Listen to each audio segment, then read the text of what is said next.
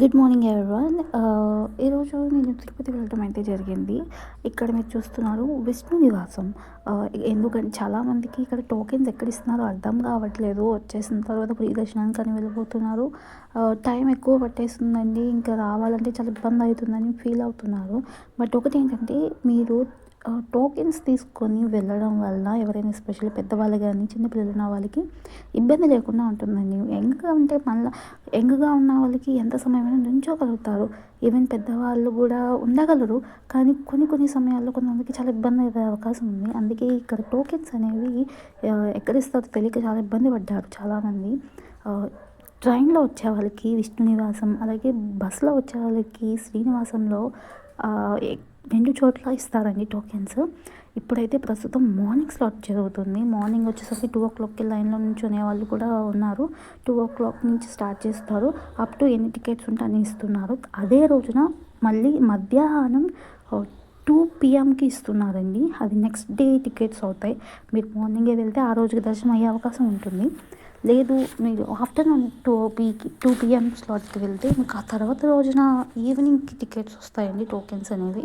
So చూసుకొని త్వరగా దగ్గరగా ఉండేవాళ్ళు ఏమంటే మార్నింగ్ వచ్చేవాళ్ళు టైం వేస్ట్ చేసుకోకుండా టోకెన్స్ తీసుకుంటే మీ టైంని బట్టి మీ జర్నీ అనేది కొంచెం త్వరగా అవుతుంది అన్నీ కవర్ చేయడానికి.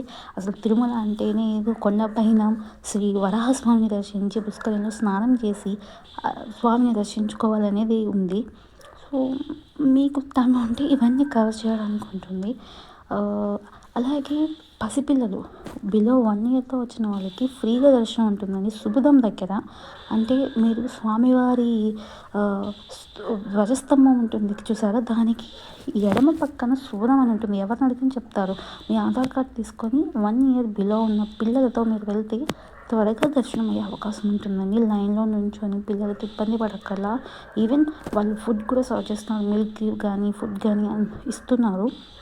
కానీ ఎక్కువసేపు పిల్లలు ఇబ్బంది పడతారు కదా. సో మీరు ఆ టైం చూసుకొని టోకెన్స్ తీసుకొని వెళ్ళేలా చూడండి. అలాగే అక్కడ షాపింగ్ చేయాలనుకున్న వాళ్ళు కొంచెం చూసుకోవాలి.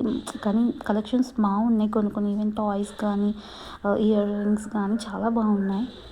బేడి హనుమాన్ ఉన్నారు కదా, ఈవెన్ మనకి కాంప్లెక్స్ అని ఉంది, షాపింగ్ కాంప్లెక్స్లో ఫొటోస్ కూడా చాలా బాగున్నాయి. ఈవెన్ నాకు ఒక ఫ్రేమ్ 100 రూపీస్ పడింది. సో చూసి మీరు నచ్చినవి తీసుకోండి. మ్యాక్సిమం కాంప్లెక్స్ బయట కొనడానికి ట్రై చేయండి. అందరికీ మంచి జరగాలని కోరుకుంటున్నాను. గోవింద గోవింద.